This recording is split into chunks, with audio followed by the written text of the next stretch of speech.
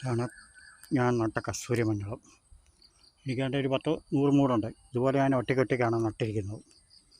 ചാണകപ്പൊടിയെല്ലാം ഇട്ടാണ് നട്ടേക്കുന്നത്. ഇപ്പോൾ എല്ലാം കൂട്ടിയടിപ്പിക്കുകയാണ്. അപ്പം ഇത് ഞാൻ പലരോടും ചോദിച്ചു, ഇവിടെയുള്ളവരും ചോദിച്ചു. അവർക്കാർക്കും അറിയത്തില്ല കസ്തൂരി മഞ്ഞളാണെന്ന് അറിയത്തില്ലെന്ന്. അപ്പോൾ ഇതിൻ്റെ അടിയിലത്തെ കായാണെങ്കിൽ അത് മുറിച്ച് കഴിയുമ്പം ഇളം വെള്ള കളറാണ്. അത് കഴിഞ്ഞിട്ട് പിന്നെ നല്ല സ്മെല്ലും ഉണ്ട്. നല്ല സ്മെല്ലെന്ന് പറയുന്നത് ഒരു പ്രത്യേക സ്മെല്ലാണ്. അതുപോലെ ഇതിൻ്റെ തണ്ടം കണ്ടോ, ഇതുപോലെയൊക്കെ ഇരിക്കും. ഞാനാണ്ട് 100 മൂടോളം നട്ടിട്ടുണ്ട്. അപ്പോൾ യഥാർത്ഥത്തിൽ എനിക്കൊരാൾ 60 രൂപയ്ക്ക് 3 കഷ്ണം അയച്ചു തന്നതാണ്. അപ്പോൾ ഞാൻ നട്ടാണ് ഞാൻ ഇത്രയും 100 മൂടാക്കിയത്.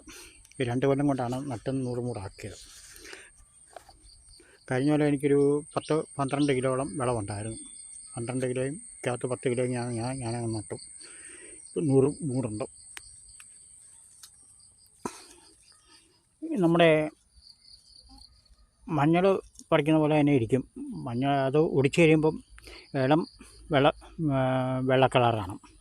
പിന്നെ പ്രത്യേക ഒരു സ്മെല്ലുണ്ട്. നമ്മുടെ പ്രത്യേകമായിട്ടുള്ള സ്മെല്ലുമുണ്ട്. ഇതിൻ്റെ ഇലയൊക്കെ ഇതാ. അപ്പം ഞാൻ നട്ട കസ്തൂരി മഞ്ഞളാണ്. ഞാൻ ഒറ്റയ്ക്കാണ് നട്ടത്. പോലെ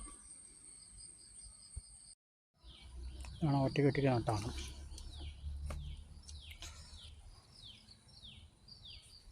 ഇതിൻ്റെ ഇല ഇരി